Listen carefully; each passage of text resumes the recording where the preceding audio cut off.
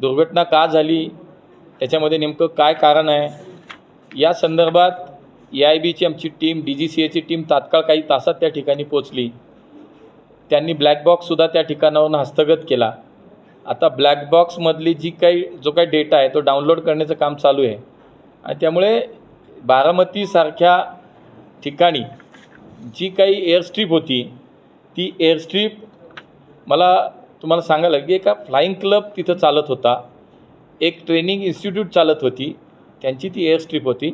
त्यामुळे देशामध्ये अशा किती अनकंट्रोल एअरस्ट्रीप्स आहेत या संदर्भातलंही तात्काळ आदेश DGCAने दिलेत. कारण 10-15 वर्ष तशी ती एअरस्ट्रीप वापरण्यात होती. अनेक वेळा दादा असतील, पवारसाहेब असतील, ही सगळी मंडळी सातत्याने त्याच्यावरनं नेहमीच जात येत होती. पण ही घटना का घडली, त्याच्यामागचं नेमकं काय कारण आहे, त्याचा तपास AIB करते आहे, त्याचा तपास DGCA करते आहे आणि काही दिवसामध्ये त्याचा अहवाल आपल्यासमोर येईल.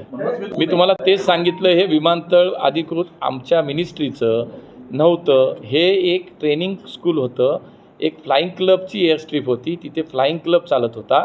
आणि म्हणून अशा किती आहेत.